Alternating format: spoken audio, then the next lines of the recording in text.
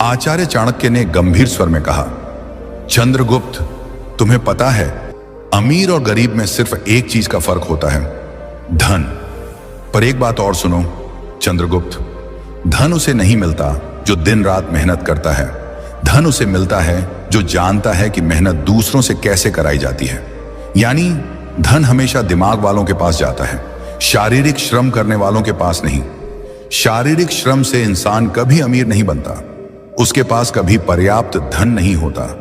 यह बात तुम हमेशा याद रखना। पर्याप्त धन चाहिए, बहुत धन चाहिए तो अपनी मानसिक शक्ति को काम पर लगाओ।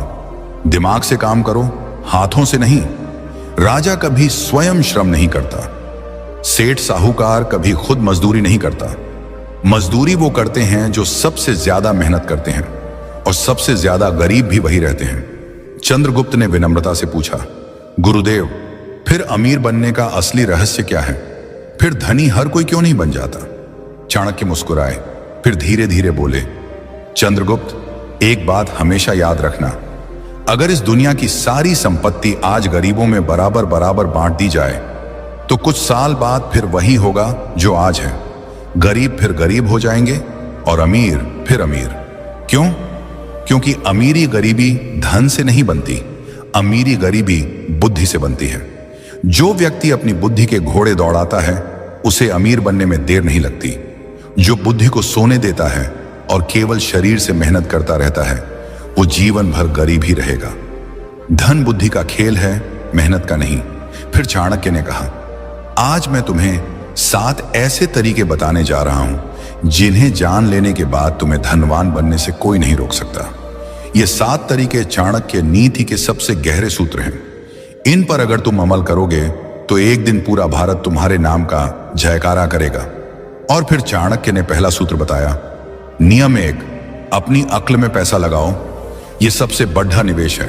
अगर तुम सचमुच धनवान बनना चाहते हो, जीवन में वह ऊंचाई छूनी है जहां न पैसों की कमी रहे, न सम्मान की, न स्वतंत्रता की, तो सबसे पहला और सबसे जरूरी काम यह है कि तुम अपना सारा ध्यान, सारा पैसा और सारा समय सबसे पहले अपनी अक्ल पर लगाओ। मैंने तुम्हें पहले ही कहा था, शारीरिक श्रम छोड़ दो। हाथ पैर से मेहनत करने में कोई बुराई नहीं, लेकिन वो तुम्हें एक सीमा तक ही ले जाएगी। उस सीमा के बाद रुक जाओगे। मजदूर दिन रात हथौड़ा मारता है, फिर भी 2 जून की रोटी को मोहताज रहता है। क्यों? क्योंकि उसने अपनी अक्ल को कभी नहीं खोला। दिमाग के घुड्डे को दौड़ाओ, और दौड़ाने का मतलब है सीखो, सीखते रहो, जीवन के अंतिम क्षण तक सीखते रहो। जो व्यक्ति सीखना बंद कर देता है वो जीते जी मर जाता है, उसकी कमाई भी मर जाती है। नियम 2, मौके खुद नहीं आते, उन्हें पहचानना पड़ता है। अवसरः कालेन आगच्छति, कालेन च नश्यति, तम यः सन्नादति स सिद्धिं प्राप्नोति। अर्थात अवसर समय के साथ आता है और समय के साथ नष्ट भी हो जाता है। जो उसकी ध्वनि सुन लेता है वही सिद्धि प्राप्त करता है। धनवान बनना है तो सबसे दूसरा और सबसे नियम यह है कि तुम्हें अवसरों की आंखें खोलनी पड़ेंगी। अवसर कभी दरवाजा खटखटाकर नहीं आते। भाई साहब, मैं आपका मौका हूं, मुझे अंदर आने दो, कहते हुए नहीं आते। अवसर हमेशा भेष बदल कर आते हैं। कभी वो किसी मुसीबत के रूप में आते हैं, कभी किसी ताने के रूप में, कभी किसी दोस्त के मुंह से निकले एक वाक्य के रूप में। ज्यादातर लोग इन्हें देखकर कन्नी काट लेते हैं, और जो इन्हें पहचान लेते हैं वही करोड़पति, अरबपति बनते हैं। मैं तुमसे कहता हूं, अगर तुम धनवान बनना चाहते हो तो आज से यह प्रण कर लो, मैं कोई भी अवसर गंवाऊंगा नहीं। चाहे सीखने का हो, कमाने का हो, जुद्धने का हो, घूमने का हो, कुछ नया करने का हो, मैं उसे पकड़ दूंगा। याद रखो, धन तुम्हारे पास नहीं आता, धन तुम तक आने का रास्ता ढूंढता है, और वो रास्ता है अवसर। जितने ज्यादा अवसर तुम पकड़ डरोगे उतने ही ज्यादा रास्ते धन के लिए खुलते जाएंगे। और अगर तुम अवसरों को चूकते रहे तो चाहे कितना भी पहला नियम सीखना फॉलो कर लो, तुम्हारी सारी सीख बेकार हो जाएगी, क्योंकि सीख का इस्तेमाल करने के लिए मौका चाहिए। नियम 3, समय धन से भी कीमती है। अगर तुम सचमुच धनवान बनना चाहते हो, करोड़ों अरबों नहीं, बल्कि वो स्वतंत्रता हासिल करनी है जहां पैसा तुम्हारा गुलाम बने, न कि तुम पैसे के गुलाम रहो, तो आज से एक बात हमेशा के लिए गांठ बांध लो, समय पैसों से 1000 गुना ज्यादा कीमती है। पैसा खो गया तो दोबारा कमा लोगे, लेकिन समय खो गया तो वो हमेशा हमेशा के लिए चला गया। एक बार गया तो लौटकर कभी नहीं आएगा। दुनिया के सारे अमीर लोग एक ही बात पर सहमत हैं, उनका सबसे बड़ा हथियार उनका समय था और सबसे बड़ी पूंजी उनका समय का अनुशासन था। अगर तुम आज भी अपना समय बर्बाद कर रहे हो तो तुम धनवान बनने के लायक नहीं हो, क्योंकि धनवान बनना कोई खेल नहीं है, ये युद्ध है। और इस युद्ध में जो सबसे ज्यादा अनुशासित होता है वही जीतता है। धन तुम्हारे पास तभी आएगा जब तुम उसे साबित कर दोगे कि तुम उसके लायक हो, और तुम ये तभी साबित कर सकते हो जब तुम अपना हर पल, हर सांस, हर मिनट उसे समर्पित कर दोगे। आज से प्रण कर लो, मेरा समय मेरा सबसे बड़ा खजाना है, मैं इसे किसी को छूने भी नहीं दूंगा। न फालतू लोगों को, न फालतू आदतों को, न फालतू विचारों को। मेरा हर मिनट मेरे लक्ष्य के लिए होगा। मैं 24 में से 24 घंटे अपने सपने को दूंगा। जब तक सांस है तब तक रुकूंगा नहीं। इसी एक नियम को जीवन में उतार लोगे तो 7 में से बाकी नियम अपने आप तुम्हारे जीवन में आने लगेंगे, क्योंकि जिसने समय पर कब्जा कर लिया उसने धन पर, जीवन पर, भाग्य पर कब्जा कर लिया। नियम 4, धन आने से पहले खुद को तैयार करो। धन कमाना कठिन नहीं है, सच में कठिन है धन को अपने पास रोकना। तुमने देखा होगा, लॉटरी लगी, 2-4 साल में कंगाल, सैलरी बढ़ी, 1 साल में फिर वही पुराना रोना, बिजनेस चला, 2 साल में फिर कर्ज में डूब गए। क्यों? क्योंकि धन आने से पहले उन्होंने खुद को तैयार नहीं किया था। वे बर्तन थे पर छलनी थे, पानी डालो सारा नीचे। मां लक्ष्मी बहुत चतुर हैं, वे वहां नहीं ठहरती जहां संयम नहीं, जहां नियंत्रण नहीं, जहां आदतें गंदी हैं। धन एक नदी है, अगर तुमने बांध नहीं बनाया तो वह बह जाएगी, और बांध बनता है तुम्हारे अंदर, तुम्हारी आदतों में, तुम्हारे चरित्र में। इसलिए आज का नियम सबसे कठोर और सबसे जरूरी है। धन आने से पहले खुद को तैयार करो। अगर तुम आज गरीब हो पर संयम सीख लोगे तो कल अमीर बनकर भी राजा बने रहोगे, और अगर आज अमीर हो पर संयम नहीं सीखा तो कल कंगाल बनकर रोओगे। धन आता है तो तुम्हारी असली परीक्षा शुरू होती है। वह तुम्हें दिखाता है कि तुम सच में कौन हो। लालच है या संतोष, अहंकार है या विनम्रता, फिजूल खर्ची है या विवेक, दिखावा है या गरिमा। ज्यादातर लोग इस परीक्षा में फेल हो जाते हैं।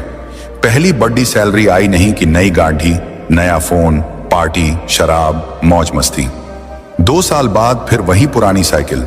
मैं तुमसे कहता हूं, धन आने से पहले खुद को ऐसा बना लो कि जब करोड़ों आए तब भी तुम पहले जैसे ही रहो। जूते पुराने हों या इतालवी, तुम्हारा चलना वही रहे। खाना ढाबे का हो या 5 सितारा, तुम्हारी भूख वही रहे। यही असली तैयारी है। लालच धन का सबसे बड़ा दुश्मन है। जैसे ही 2 पैसे हाथ में आते हैं, लालच कहता है, अरे यार अब तो जी ले, अब तो मौज कर, और तुम जीने के चक्कर में अपना भविष्य मार देते हो।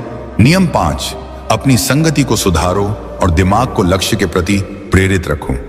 तुम चाहे जितना भी सीख लो, जितने भी अनुभव कर लो, जितना भी समय लगाओ, अगर तुम्हारी संगति गलत है तो सब बेकार।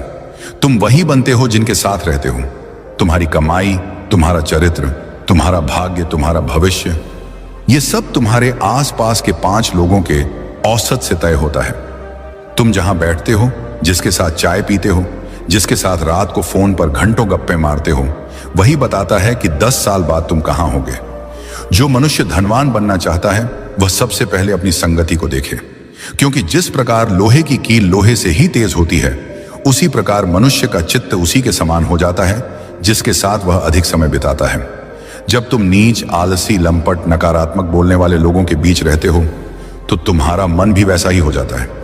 तुम्हें लगता है, अरे दुनिया में कुछ नहीं हो सकता, पैसा तो किस्मत से आता है, मेहनत करने से कुछ नहीं होता, और ऐसे विचारों से तुम स्वयं ही अपने पांवों पर कुल्हाड़ी मार लेते हो। पर जब तुम उच्च चिंतन वाले, धनवान, विद्वान, संयमी और लक्ष्यनिष्ठ लोगों के बीच रहते हो तो तुम्हारा मन भी ऊंचा उठने लगता है। तुम्हें स्वयं ही लगने लगता है, मैं भी कर सकता हूं। चंद्रगुप्त, जीवन में एक बात हमेशा याद रखना, उधार वो दीमक की तरह है जो रिश्ते को खोखला कर देता है, चाहे वो रिश्ता कितना ही मजबूत क्यों ना हो। और इन्हीं उधारों से धन की सबसे ज्यादा हानि होती है। जीवन में धन मांगने के लिए अक्सर हमारे अपने खास रिश्तेदार आते हैं, कभी कभी दोस्त भी, लेकिन हम ना कहने में हिचकिचाते हैं, डरते हैं कि कहीं रिश्ता टूट ना जाए। हकीकत यह है कि बहुत से लोगों को पता ही नहीं होता कि ना कैसे कहा जाए, क्योंकि उनके पास सही शब्द या तरीका नहीं होता। लेकिन आज मैं तुम्हें यही रणनीति बताऊंगा। जब कोई तुमसे उधार मांगने आए, अगर तुम ये 3 सवाल पूछ लोगे तो वो खुद ही उधार मांगने के बजाय कोई और बहाना बनाकर तुम्हारे यहां से चुपचाप निकल जाएगा। लेकिन चंद्रगुप्त, ये एक विद्या है जो डर से मुक्ति देती है। अगर तुम नहीं जानोगे तो हमेशा उलझते ही रहोगे, क्योंकि मैंने अक्सर देखा है कि लोग इसी वजह से अपनी जिंदगी की कमाई गंवा बैठते हैं। नमस्कार दोस्तों, डे इंस्पायर्ड चैनल में आपका फिर से स्वागत है। अगर आपको भी चाणक्य नीति पसंद आती है तो कमेंट में जरूर बताएं कि आप भारत के किस राज्य से ये वीडियो देख रहे हैं, ताकि हम समझ सकें कि हमारी बातें कहां कहां तक पहुंच रही हैं। और चलिए बिना देर किए वीडियो की शुरुआत करते हैं। दोस्तों, चाणक्य की ये बातें आज भी उतनी ही सच्ची हैं जितनी उस पुराने जमाने में थीं। कल्पना कीजिए, चाणक्य के समय में पाटलिपुत्र की गलियों में एक साधारण व्यापारी रहता था। नाम था विष्णुदास। वो दिन रात मेहनत करके अपना व्यापार चलाता था, अनाज बेचता था और थोड़ी बहुत बचत करता था अपने परिवार के लिए। एक दिन उसका दूर का रिश्तेदार आया, बोला, भाई मेरी फसल बर्बाद हो गई है बाढ़ में, बस थोड़े पैसे उधार दे दो, अगली फसल में लौटा दूंगा। विष्णुदास का दिल पसीज गया। उसने अपनी सारी बचत दे दी। लेकिन महीने बीत गए, साल बीत गए, वो रिश्तेदार नजर नहीं आया। बाद में पता चला कि उसने वो पैसे अपनी ऐशो आराम में उड़ा दिए थे। विष्णुदास का परिवार भूखा रहा, बच्चे स्कूल नहीं जा सके और वो रिश्ता, वो तो पहले ही खोखला हो चुका था। चाणक्य कहते थे, धन की रक्षा करना परिवार की रक्षा करना है। आज के समय में भी यही हो रहा है। लोग फोन पर मैसेज करते हैं, भाई इमरजेंसी है, 50,000 उधार दे दे, और हम देते हैं क्योंकि नहीं देना हमें बुरा लगता है। लेकिन सच्चाई ये है कि पैसा देने के बाद रिश्ता और मजबूत होने के बजाय कमजोर हो जाता है। क्यों? क्योंकि अगर पैसा वापस नहीं आया तो झगड़े शुरू हो जाते हैं, और अगर मांगो तो तुम विलेन बन जाते हो। अब सवाल यह है कि हम इस जाल से कैसे बचें। चाणक्य की नीति हमें बताती है कि भावनाओं में बहना बंद करो और बुद्धि से काम लो। मैं आपको बताऊंगा वो 5 तरीके जो चाणक्य ने बताए थे, लेकिन सरल भाषा में, जैसे कोई बूढ़ा गुरु अपने शिष्यों को समझा रहा हो। इन तरीकों से आप ना कह सकेंगे बिना किसी को दुख पहुंचाए। और हाँ, मैं इसमें चाणक्य के समय की कहानियां जोड़ूंगा, ताकि आप महसूस कर सकें कि ये सिद्धांत कितने पुराने हैं लेकिन आज भी काम करते हैं। जैसे आज के समय में कोई क्रेडिट कार्ड का इस्तेमाल करके कर्ज में फंस जाता है, वैसे ही उस जमाने में लोग साहूकारों के चंगुल में फंसते थे। लेकिन चाणक्य कहते थे, बुद्धिमान वो है जो कर्ज का जाल खुद नहीं बुनता। चलिए पहले तरीके से शुरू करते हैं। ये है, तुरंत जवाब न दो। चाणक्य इसे समय की ढाल कहते थे। जब कोई पैसा मांगे, चाहे वो कितनी बड़ी मुसीबत बता रहा हो, उसी वक्त हाँ या ना मत कहो। बस मुस्कुराकर कहो, भाई मैं तुम्हारी परेशानी समझता हूं, लेकिन मेरा पैसा अलग अलग जगहों पर लगा हुआ है। मुझे अपने हिसाब किताब देखने दो, घर वालों से बात कर लूं, कल तक बता देता हूं। ये 24 घंटे आपको सोचने का मौका देते हैं और सामने वाले की नीयत भी परख लेते हैं। चाणक्य के समय में एक राजकुमार था जो हमेशा जल्दबाजी में फैसले लेता था।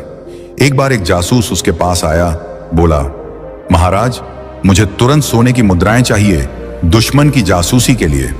राजकुमार ने उसी वक्त दे दी। बाद में पता चला वो जासूस दुश्मन का था। चाणक्य ने राजकुमार को डांटा, समय लो, सोचो, तब फैसला करो।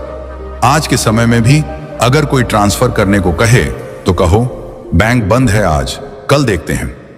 आप देखेंगे अगर जरूरत झूठी है तो वो इंतजार नहीं करेगा, किसी और के पास चला जाएगा।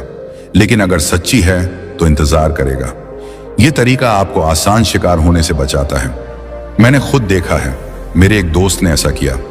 उसका चचेरा भाई आया, 20,000 मांगे। दोस्त ने समय मांगा। अगले दिन भाई खुद बोला, रहने दे, किसी और से ले लिया। बाद में पता चला वो पैसे पार्टी में उड़ाने थे। ऐसे छोटे छोटे अनुभव हमें सिखाते हैं कि धैर्य कितना बड़ा हथियार है। अब दूसरा तरीका, सवाल पूछो लेकिन तरीके से।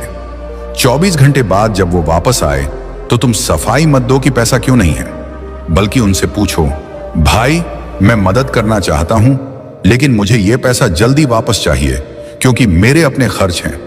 तुम्हारा वापस करने का ठोस प्लान क्या है? पैसा कहां से आएगा?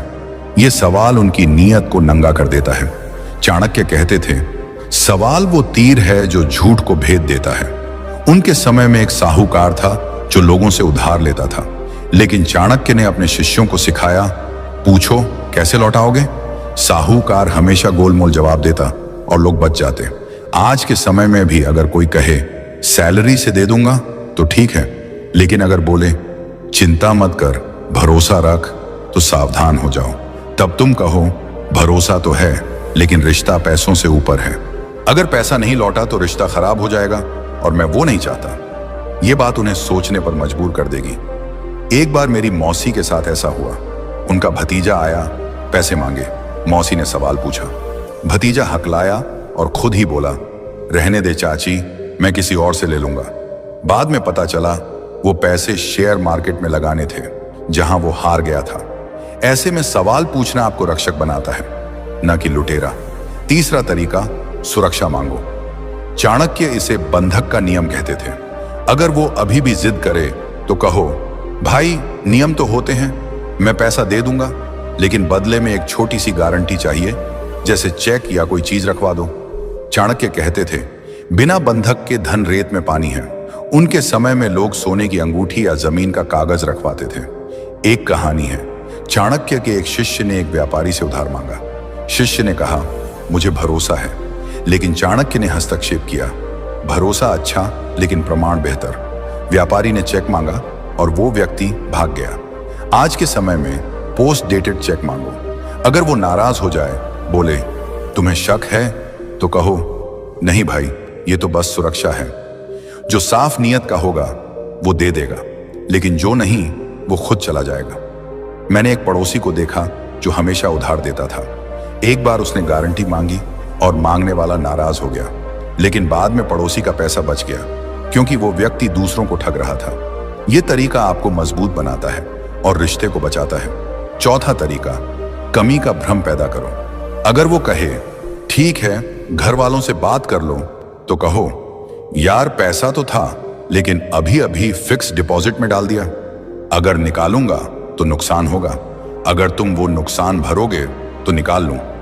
चाणक्य इसे अभाव का माया कहते थे।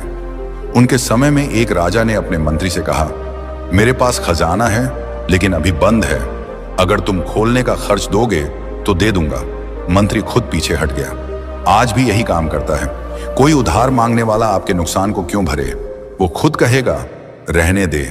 एक बार मेरे चाचा ने ऐसा किया। उनका दोस्त आया, पैसे मांगे। चाचा ने कहा बैंक से निकालूंगा लेकिन पेनल्टी लगेगी। दोस्त बोला नहीं, मैं किसी और से ले लूंगा, और पैसा बच गया।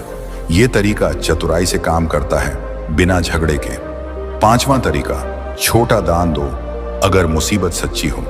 चाणक्य कहते थे, दान से शत्रु भी मित्र बन जाता है। अगर कोई सच में बीमार है या बच्चे की फीस है तो पूरी रकम उधार मत दो। कहो भाई पूरी रकम नहीं दे सकता लेकिन इतना दे सकता हूं, और वापस मत करना।